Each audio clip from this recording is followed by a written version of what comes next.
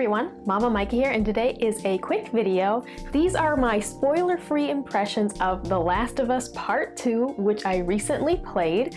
So let's get right into it. For a full in-depth spoiler cast discussion, we did one of those over at Last Stand Media as a Sacred Symbols Plus episode, so that's over on our Patreon, and that's a full discussion including spoilers, talking about story and everything. If you're interested in that, certainly, go ahead and check that out if you're one of our Patreon subscribers. I wanted to do myself, though, and spoiler-free impressions for anyone who has not played the game and has miraculously not been spoiled on it.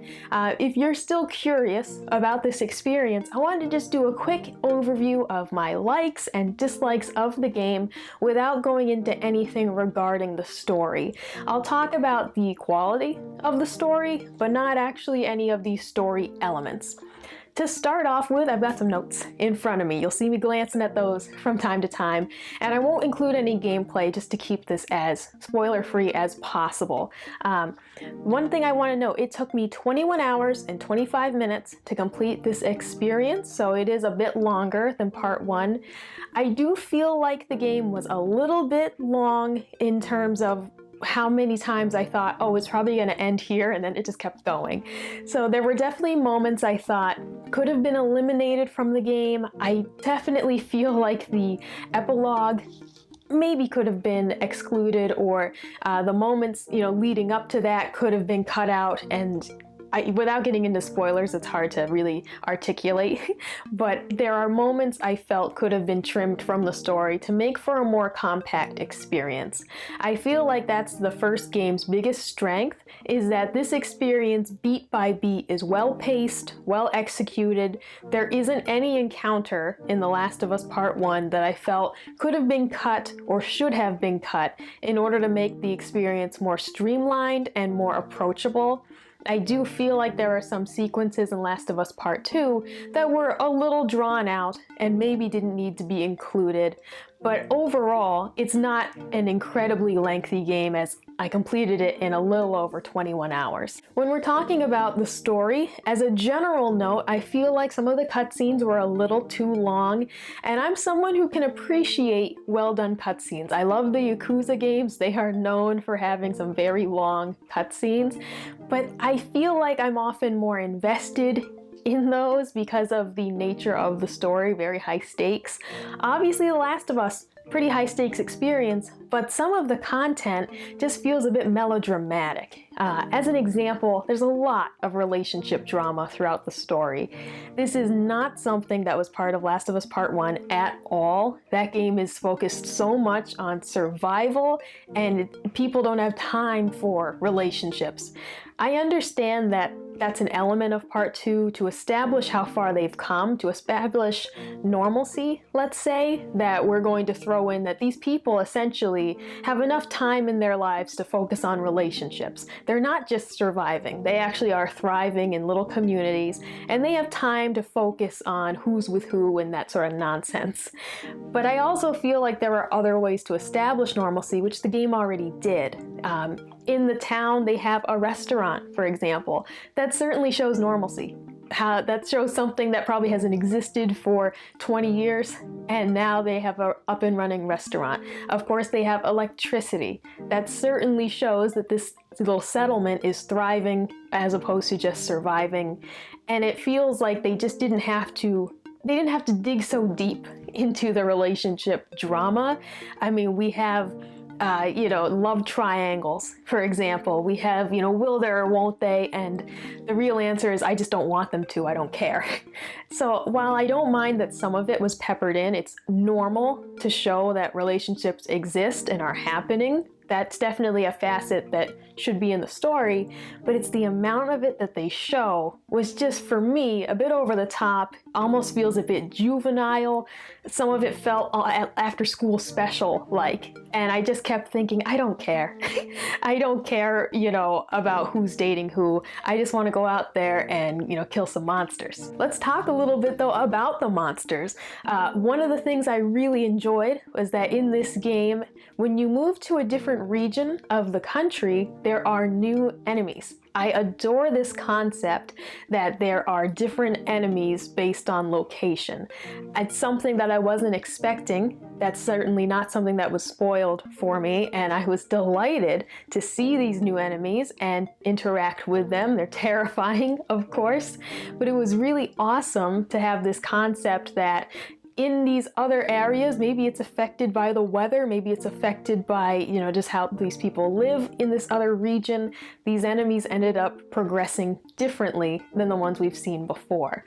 I love that concept, and I think it could be applied in future games if maybe they did a story in a different section of the country to have another enemy that's adapted differently, because this, the infected being based on fungus, essentially, it is a really cool concept to say that these are affected by the environment, and where they are will affect how they mutate and everything. That was definitely a plus in this game that I really enjoyed. Much like the first game, Last of Us Part 2 has some truly scary encounters. There were moments where I was yelling, my hands were sweaty, I had to set the controller down and go scroll through Twitter for a few minutes to just calm down because I was so afraid. I was worried that after playing part 1, maybe I wouldn't be as intimidated by this experience, but they certainly upped the fear factor in some sections. They got the claustrophobic feeling going. I thoroughly enjoyed the sections where you were battling the infected, especially the newer enemies. There was one section that was so terrifying. It took me almost an hour to get through this boss fight. It was so scary. I just had to keep taking breaks from it, and I'm yelling, the dogs are concerned. They don't know what's wrong with me, but I loved it. That feeling of true fear, of real terror, was excellent and very well done. That's certainly a section of the game that I'll never forget. The game has some new weapons, which don't feel overpowered by any means. I feel like it's balanced pretty well. And of course, you control the difficulty. I played on moderate difficulty. You can up that certainly and have less resources available if the game feels too easy. One thing I'll say is that the game definitely felt easier to me than part 1 because the sections of, the environment that you can explore at a given time are much larger than part 1. Part of that for me affected the pacing. I felt like the time between encounters was too long. When they give you 5 buildings that you can go explore in depth, and there's not enough enemies to actually make that feel too risky, you get rid of the enemies and then you have a solid 10 minutes of just going around looking for resources. On the one hand, it affected the pacing for me I felt like the game was a little bit too quiet, a bit too slow. But I wanted to go get those resources, of course, coming freshly off of Last of Us Part 1 and just being in the habit of going around and searching everywhere. But they almost give you too much. They almost give you too much to search through. And even if you up the difficulty so there's less resources, it's still the same amount of ground to cover. And you want to see everything, you want to find all the notes and everything to get the context of what's happening around you and the context for these different faction groups that are in the area. But at times it felt like they gave you too big of a search radius, and I just felt like it wasn't as well paced as the first game in that regard. The game also has some new mechanics. You can go fully prone and crawl under things. They use that a lot in the beginning once that ability, becomes available to you, and it is a neat puzzle mechanic. They also add some verticality with these new rope puzzles. So essentially you can swing from a rope to get, between different platforms, or climbing ropes to get up higher. I enjoyed that aspect, and it makes you kind of look up more and firstly admire the environment. It's all very well designed, but it really did add new depth to the puzzles and to the exploration. I felt that that was a very worthy addition. I got a little bit sick of the rope puzzles at a certain point. It felt like maybe there were too many of them, but I did like the ones that were, optional, where I end up climbing the rope to find something cool maybe I would have missed otherwise. I did appreciate that it made me stop and look in new directions for resources while I was scavenging. Another neat upgrade that this game has over part 1 is you have these enhanced death noises. Some of them are really gross though. I was actually like cringing while I heard it. It certainly ups the realism of the game. I don't know if I truly enjoyed that facet, but I found it very well done. I appreciated the work put into it, but I didn't love hearing the gurgling noises after you stab someone, for example, and how long it goes on for. But another neat part of that was if you kill, an enemy and they have a partner with them, the partner will call out like, "Oh, not Jose," something like that. And it definitely adds a layer of humanity because you're not just killing these nameless people, you're seeing the reaction of their friends after you kill them. Some of it felt a bit over the top though, because while you're playing this, the idea being that these factions are experienced in combat, and when you kill someone and their friend starts just outright screaming, it feels a little bit like, remember your training, lady. I mean, geez, you shouldn't just be out here screaming, take the stealthy approach, come get me, flank me or something. So a little bit of that felt over the top, but them yelling out a name when someone is killed or just being, aghast by it instead of just, not really reacting, that felt very cool, and I enjoy seeing progression like that in games and seeing how, most of these encounters, they were able to apply that, and I felt that it was very well done. I'll say one thing I disliked about the game was that for large portions of it, they do give you a buddy. And while that, matches the first game, the AI sometimes was annoying. Either they just talk way too much. I played on moderate, and they talked too much in terms of hints, keep reminding me to look for resources, but as soon as I start searching for something, they're saying we should get going. They talked far too much. Didn't like that. I also disliked there were moments where the AI would just get stuck in a doorway and I had to reload the checkpoint to get past it. That felt bizarre because this is otherwise such a high quality game, but that happened continuously throughout the game. Whenever I had a partner with me, sometimes they would just get stuck in a doorway and I could not get them to move. I had to reload the checkpoint to get past there. There were also times where that, caused my death because I was trying to run through a doorway to get away from an enemy and they're just standing there. And it added to the terror, that's for sure. Made for a more memorable experience. But that was a sticking point for sure and very frustrating. The story is told in parts through flashbacks. I thoroughly enjoyed those. They are moments that add a lot of context to Ellie and Joel's relationship, and those moments always were very heartfelt, some of them almost hard to watch, but I thoroughly enjoyed those. Some of my favorite moments in the game were those flashbacks. Some of them were cutscenes, some of them were playable moments, but those I felt for sure added a lot of weight to the story and were moments that definitely stuck with me and that I was still thinking about after completing this game.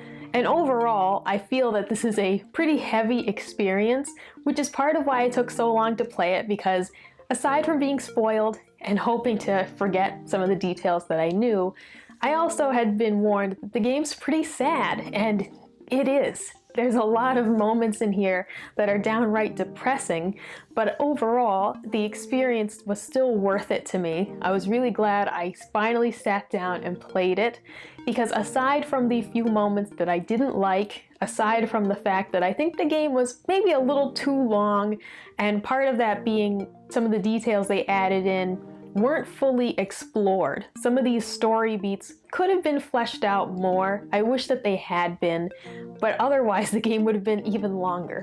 So it felt like some of those moments that they almost rushed, moments that felt like they should have been explored more, almost should have just been cut in the first place because then I was left wanting more information and not having it. And the last thing I want to mention is the different factions in the game. They are very well established. I feel like I was more curious about one of the factions than the other and wish we had gotten a bit more information. But overall, they do a great job establishing who these factions are, why they are operating in this manner. So much of that story is told through the notes that you find in the environment, and I like that reward of getting those collectibles and getting more context for the story. But those different factions were very cool, quite creative, and it was neat to be able to, in some of them, get a lot more in-depth, see how these people live. That was a very cool part of the game for me, and something I felt was missing from the first game. In The Last of Us Part 1, for example, we have the Fireflies, they're out and about, but we don't see a ton of how they live, the true backstory of how they operate. Last of Us Part 2 shows us these different factions, and then we get to actually spend a bit of time with them. I don't want to spoil, but we get to spend some time with these different groups and learn much more about them. So that was my quick impressions and overview of The Last of Us Part 2. Overall, I'll say that if you liked the first game, if you loved the first game, as in my case, you should definitely check this one out. Being prepared that it's longer than the first game, the cutscenes are a bit more extended, but they have a lot of additions to this game in terms of gameplay, in terms of the story, and how it's told. I think it's worth playing for any fan of The Last of Us Part 1. Give this one a try if you haven't already. Let me know in the comments below if you enjoyed this game. Try and keep it spoiler free, but let me know if you enjoyed this game and if you prefer it to the first one. I'll say the first one is still my favorite, but I am very glad I finally sat down and played The Last of Us Part 2. Like, comment, subscribe if you want to see more, and I'll see you next time. Bye!